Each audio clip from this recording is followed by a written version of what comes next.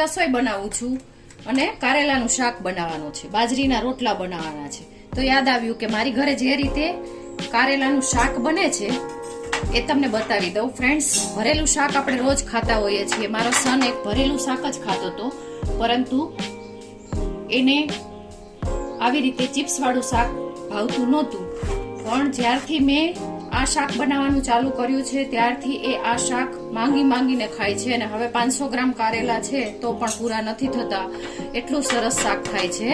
તો એના માટે મેં અહીંયા આ 6 નંગ એટલે કે 500 ગ્રામ કારેલા લીધેલા છે. જય શ્રી કૃષ્ણ મિત્રો, મારું ગુજરાતી કિચનમાં આપનું સ્વાગત છે. તો આજે આપણે આ જ કારેલાનું શાક બનાવીશું. 500 ગ્રામ કારેલા લીધેલા છે અને બસ આવી જ રીતે આછી છાલ છે એ હાથથી અથવા તો આવી રીતે નીકાળી દેવાની છે. તો ચાલો આપણે શરૂઆત કરીશું. તો આ બધા કારેલાની આપણે સરસ એવી આછી છાલ નીકાળી લીધેલી છે. હવે બસ આવી જ રીતે આપણે સમારી લેવાના છે.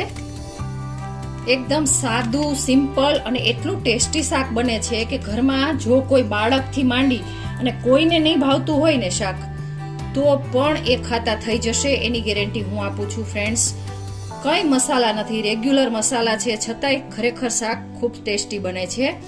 જુઓ, કારેલું સરસ એવું દરવાળું છે અને અત્યારે સિઝન પણ છે. બસ આવી જ રીતે આપણે સરસ પાતળી એવી ચિપ્સ કરી નાખવાની છે.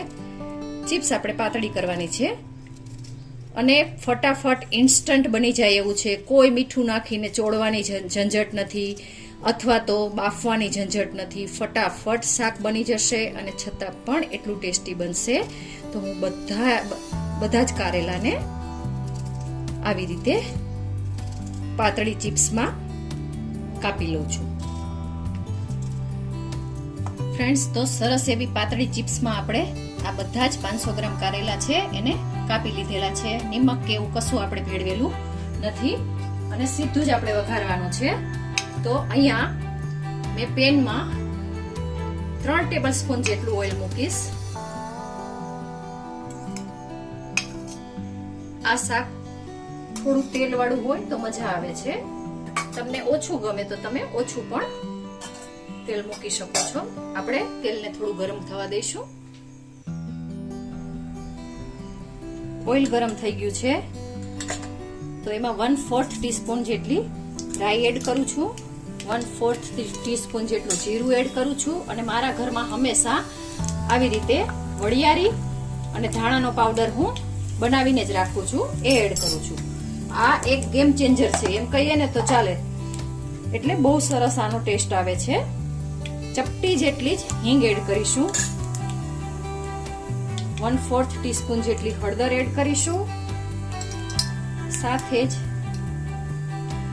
એક મોટી ચમચી ભરી અને આદુ મરચાંની પેસ્ટ એડ કરીશું.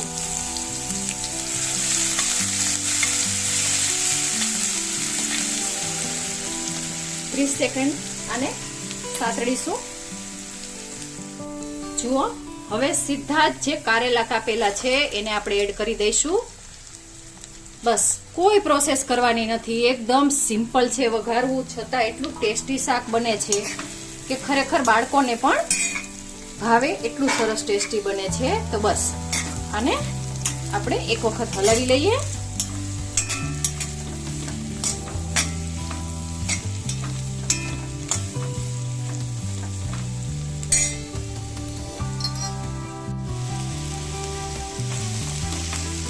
બસ આમાં જ ખુલ્લા વાસણમાં આપણે આને 1 મિનિટ માટે સાતળી લીધેલું છે. તો હવે આમાં આપણે સ્વાદ મુજબ નિમક એડ કરીશું. અત્યારે હું 1 ટીસ્પૂન જેટલું નિમક એડ કરું છું. પાણી બિલકુલ નાખવાનું નથી, છતાં એટલું ટેસ્ટી બને છે. વધારાના કોઈ મસાલા નથી ફ્રેન્ડ્સ, તો પણ શાક ખૂબ ટેસ્ટી બને છે. બસ હવે ઢાંકી અને આને મીડિયમ તાપે આપણે પકવતું જવાનું છે. શરૂઆતમાં આપણે 3 થી 4 મિનિટ મીડિયમ તાપે પકવીશું, પાછા ખોલીને જોઈશું.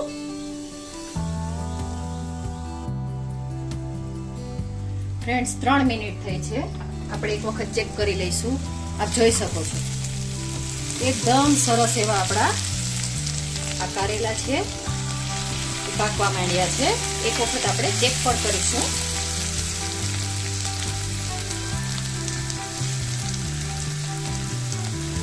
જુઓ 70% આપણા કારેલા પાકી ગયા છે. તો હવે એમાં આપણે મસાલા કરીશું. મસાલામાં 1/4 ટીસ્પૂન જેટલો મેથીયો મસાલો જે આવે છે એ એડ કરીશું. હા ફ્રેન્ડ્સ, મેથીયો મસાલાથી ખૂબ જ સરસ એવું ટેસ્ટ આવે છે. તમને લસણ ન નાખ્યું હોય એની કમી બિલકુલ મહેસૂસ નથી થતી. એટલું સરસ સબ્જી આપણું ટેસ્ટી બને છે. 1/4 ટીસ્પૂન ફૂલ ભરી અને લાલ મરચું પાવડર એડ કરેલો છે. 1/2 ટીસ્પૂન જેટલું ધાણા જીરું પાવડર એડ કરેલો છે. બિલકુલ ચપટી જેટલો ગરમ મસાલો આપણે એડ કરીશું.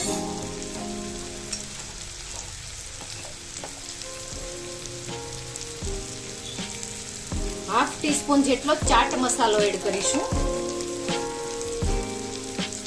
અને આ બધું જ સારી રીતે આપણે મિક્સ કરી દઈશું. ફ્રેન્ડ્સ, અગાઉથી મસાલા કરવાના નથી, નહીતર શાકનો કલર છે એ કાળો પડતો જાય છે.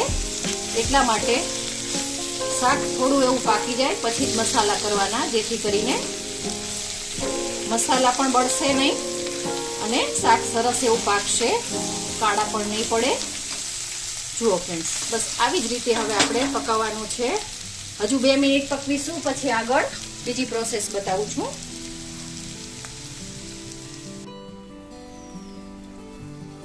હવે આપણે એકવાર ફરીથી ચેક કરીશું.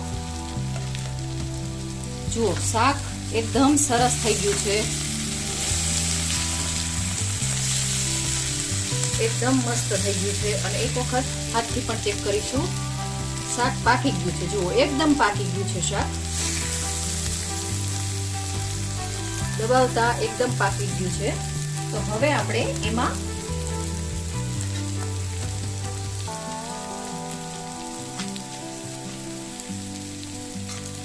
એક ચમચી, 2 ચમચી અને આ 3 ચમચી જેટલો ગોળ એડ કરીશું. તમને વધારે ગમે તો તમે થોડો એવો વધારે એડ કરી શકો છો. અને આને આપણે સારી રીતે મિક્સ કરવાનું છે.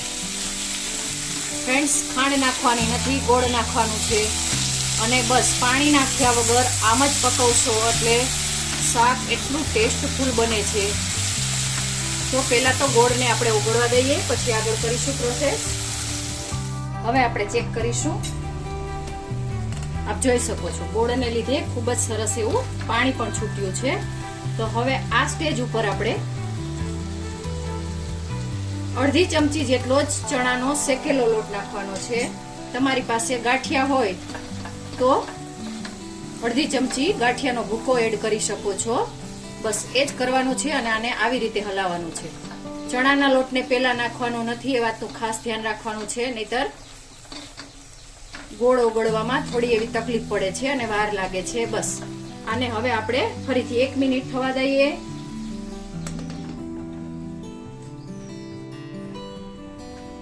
જુઓ ફ્રેન્ડ્સ, 1 મિનિટ થઈ ગઈ છે અને તમે શાકને જોઈ શકો છો. એકદમ સરસ એવું લચકા પડતું આપણું આ કારેલાનું શાક તૈયાર થયું છે. જુઓ, બસ આવી રીતે આપણે આ શાકને તૈયાર કરવાનું છે.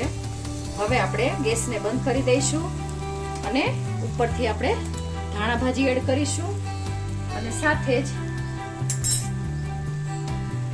1 ચમચી જેટલો લીંબુનો રસ એડ કરીશું અને હલાવી લઈશું. લીંબુના રસને આપણે છેલ્લે જ એડ કરવાનો છે, એ વાતનું ખાસ ધ્યાન રાખીશું. બસ તો હવે આને આપણે સર્વ કરીએ. સાંજનું ભોજનમાં મારે શું છે એ તમને બતાવું છું.